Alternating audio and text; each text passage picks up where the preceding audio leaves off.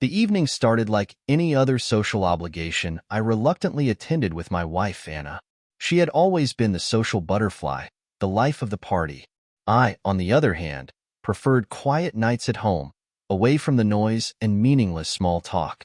But Anna had insisted. "You need to loosen up, Ben," she'd said, her voice teasing as she slipped into a sleek green dress that hugged her figure. "Besides, it's been ages since we've gone to one of these together. You'll survive one night." So there I was, standing in the crowded house of Anna's best friend, Laura, nursing a beer and doing my best to blend into the wallpaper.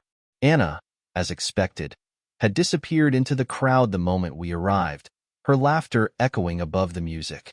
The house was packed with familiar faces, most of whom I had no real connection with. I exchanged polite nods and half-hearted conversations with acquaintances, all while keeping an eye on Anna. Not because I didn't trust her, but because she had a way of drawing attention wherever she went. I was talking to a guy named Mark about something forgettable. Sports, maybe, when I saw her reflection in the large glass window that overlooked the backyard. She wasn't with Laura or any of the usual group she hung out with. Instead, she was standing in a far corner of the room, leaning in close to a man I didn't recognize. My stomach churned, but I told myself I was imagining things. The man was tall, with dark hair, and the way Anna touched his arm as she laughed at whatever he was saying sent a sharp pang of unease through me. It wasn't a casual gesture.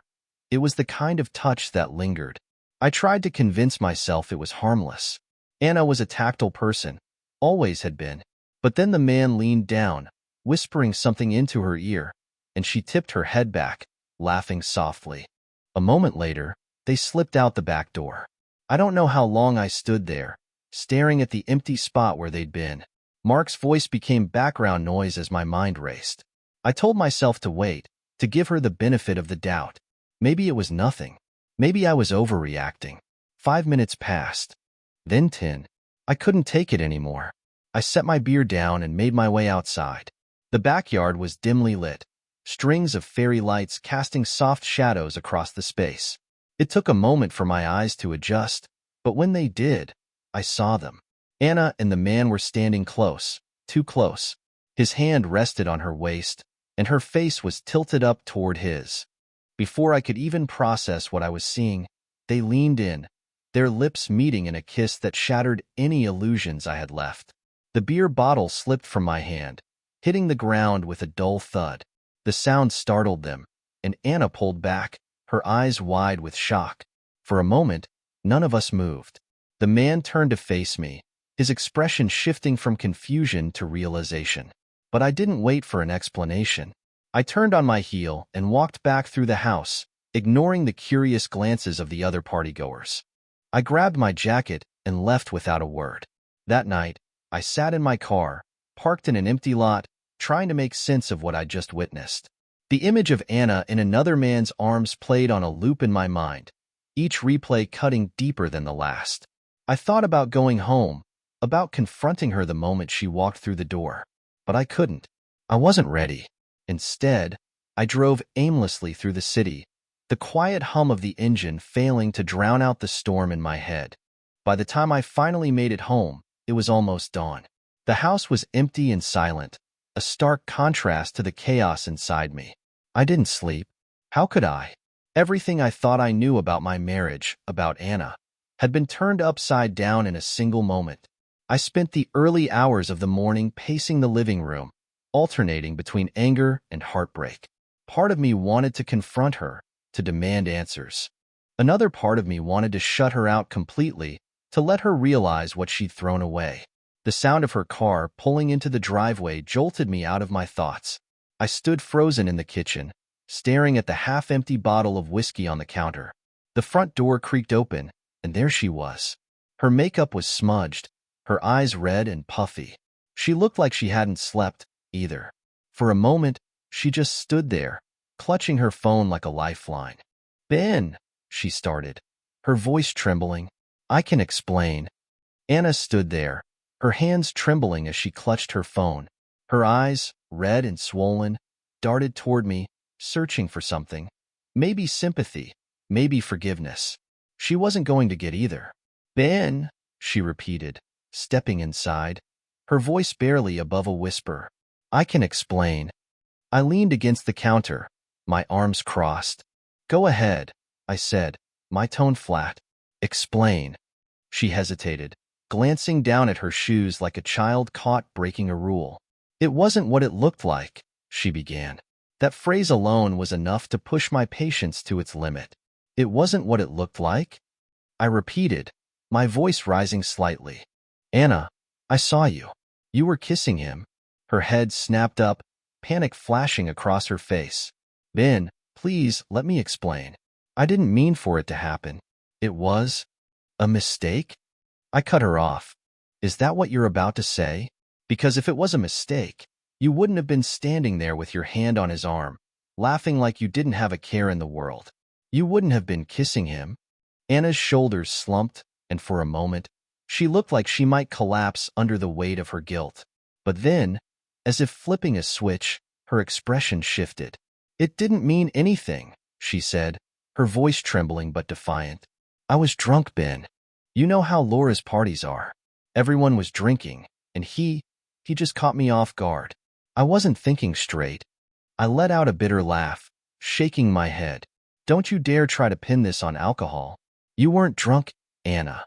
You knew exactly what you were doing. She flinched but didn't argue.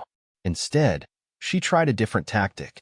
Ben, it was one stupid moment. One mistake. It doesn't change how I feel about you, about us. Her words hit me like a slap. How you feel about us? I said, my voice dripping with disbelief. Anna, do you even realize what you've done? You didn't just kiss another man. You betrayed me. You humiliated me. Do you think I'll just forget about it because you're sorry now? Her lip quivered, and tears spilled down her cheeks. I'm not asking you to forget. I'm asking you to forgive me. Forgiveness. That word hung in the air, heavy and suffocating. How could she ask for forgiveness when she hadn't even given me a real explanation? Who is he? I asked suddenly. Anna froze. What?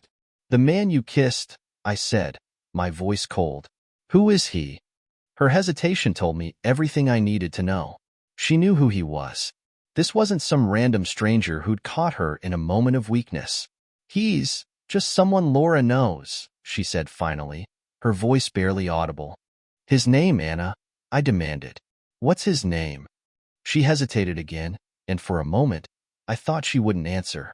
But then she sighed, her shoulders sagging in defeat. Evan. Evan. The name didn't ring a bell, but it didn't matter. All that mattered was that he wasn't me. I pushed off the counter and started pacing the kitchen, my thoughts racing. How long? I asked. Anna's head shot up. How long what? How long have you been talking to him? I clarified, because I don't believe for a second that this was the first time something happened. It was Ben, she insisted, her voice rising in desperation. I swear, I've never done anything like this before. I didn't even know him until last night. I stopped pacing and stared at her, searching her face for any sign of the truth. But whether she was telling the truth or lying, I couldn't tell. You need to leave, I said finally, my voice flat. Anna's eyes widened. What? No, Ben, please. Don't do this. Let's talk.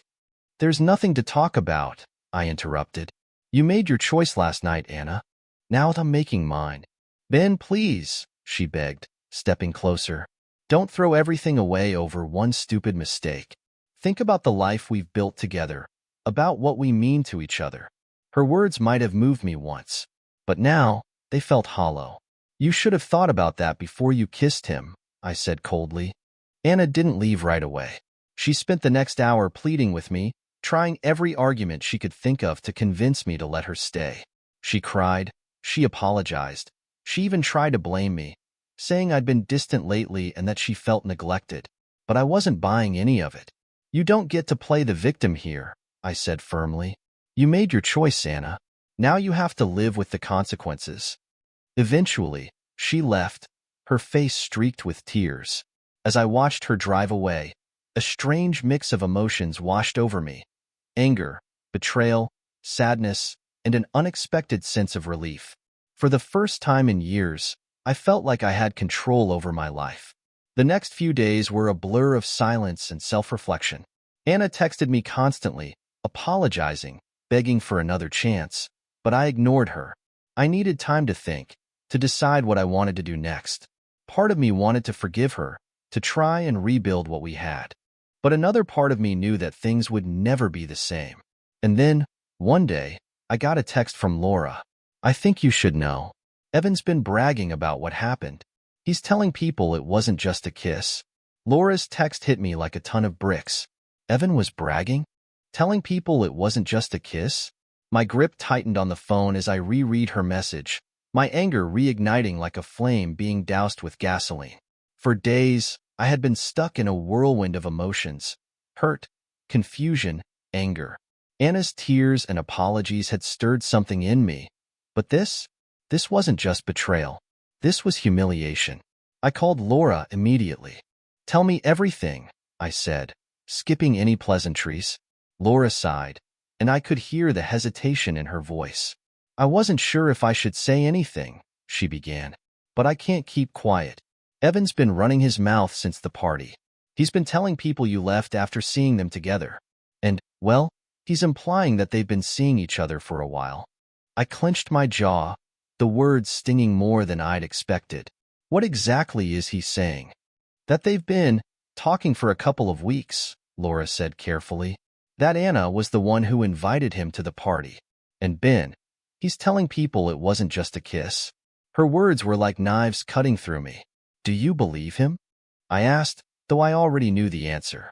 "I don't know," she admitted, "but I thought you should hear it from me." I hung up the phone, my mind racing. This wasn't just about a mistake at a party anymore. This was deliberate, premeditated. Anna had invited him, spent weeks talking to him, and then had the audacity to tell me it didn't mean anything. She had lied to my face. And now, her actions were being turned into gossip, something for Evan to laugh about over drinks with his buddies. That night, I didn't sleep. I stayed up, replaying every moment from the past few weeks, trying to piece together the puzzle. I thought about all the times Anna had been on her phone, laughing at messages she didn't share with me. The late nights she spent catching up on work. The subtle changes in her behavior that I had brushed off as stress or exhaustion. It all made sense now. By morning, I had made a decision. I wasn't going to sit back and let this continue. If Anna wanted to destroy our marriage, then she needed to feel the weight of her choices. When Anna called later that morning, I answered for the first time in days. "Ben," she said, relief flooding her voice. "Thank you for picking up. I've been trying to reach you." "We need to talk," I interrupted, my tone cold. "In person." There was a pause. "Okay," she said hesitantly. "When?" "Now." Anna arrived at the house an hour later, looking nervous and unsure. She had cleaned herself up, but the strain was still visible in her face. "Ben," she began as she stepped inside. "I'm so glad you called." Sit down," I said, motioning to the couch. Her eyes darted to me, confused by my tone, but she did as I asked. I sat across from her, leaning forward with my hands clasped together. "I talked to Laura," I said, cutting straight to the point. Anna's face went pale. "Laura?" "She told me about Evan," I continued. "About how he's been bragging to everyone about what happened at the party. About how you've been talking to him for weeks." Her mouth opened and closed, but no words came out. "Do you want to tell me the truth now?" I asked, my voice sharp. "Or do you want me to keep piecing it together on my own?" Tears welled up in her eyes, but this time, I wasn't moved. "It wasn't supposed to go this far," she whispered. I laughed bitterly. "That's your excuse? It wasn't supposed to go this far? Do you even hear yourself, Anna?" "I didn't mean to hurt you," she said, her voice breaking. "Evan was he was someone to talk to. It was harmless at first." "Harmless?" I snapped. "You invited him to a party, kissed him in front of everyone, and let him tell people it wasn't just a kiss. That's your definition of harmless?" She buried her face in her hands, sobbing. "I don't know what I was thinking," she choked out. "I was lonely, Ben. I felt like we were drifting apart, and I didn't know how to fix it. And your solution was to find another man?" I said, my voice cold. "I made a mistake," she cried. A horrible mistake. Please, Ben, I'll do anything to fix this. Just tell me what I need to do. For a moment, I just stared at her. The woman I had spent years building a life with, the woman I thought I could trust. You can't fix this, I said finally. You destroyed it. And now, you're going to have to live with the consequences. Her sobs grew louder, but I didn't soften. I've already talked to a lawyer, I continued. We're done, Anna. I'm filing for divorce. Ben, no, she pleaded, reaching for me. Don't do this. We can work through this. For us. For the kids. Don't bring the kids into this, I said sharply, standing up. This is on you, Anna. Not me. And certainly not them. By the time Anna left, she was a mess of tears and apologies, but I felt nothing. She had made her choice, and now it was my turn to make mine. The days following our conversation were some of the hardest I'd ever experienced. Filing for divorce wasn't a decision I made lightly, but after everything that had happened, I knew there was no other path forward. Anna continued to call and text me, alternating between begging for forgiveness and accusing me of giving up too easily. Each time, I ignored her. What was there left to say? She had destroyed the trust that had been the foundation of our marriage. No amount of apologies could rebuild it. The legal process was brutal. Anna fought tooth and nail for everything. Our house, the savings, custody of the kids. She claimed that her mistake at the party had nothing to do with her ability to be a good mother, and that uprooting the kids' lives would do more harm than good. She wasn't entirely wrong. I knew that the courts would favor her as the mother, especially since I worked long hours and didn't have the same day-to-day presence with the kids as she did. But it still felt like another betrayal, another way for her to shift the blame and avoid taking responsibility. I did my best to protect my interests, but in the end, the system wasn't on my side. Anna got primary custody of the kids, with me limited to weekends and holidays. She got the house, too, though I managed to keep most of our savings. Walking out of that courtroom felt like losing all over again. The first few months after the divorce were the hardest. Moving into a small apartment after years of living in a family home was a bitter pill to swallow. I kept it simple, just the basics, no reminders of the life I'd left behind. The weekends with the kids were a bright spot, but even those were bittersweet. I could see the confusion in their eyes, the questions they were too afraid to ask. Why wasn't Mommy and Daddy together anymore? Why couldn't they all live in the same house again? I wanted to tell them the truth, to explain that it wasn't my choice, that Anna's actions had broken something that couldn't be fixed. But they were too young to understand, and I couldn't bring myself to burden them with adult problems. As for Anna, she tried to rebuild her image. From what I heard through mutual friends, she distanced herself from Evan and swore that what happened at the party was a one-time mistake. But the damage was done. People talked, and her reputation took a hit. I didn't take any pleasure in it, though.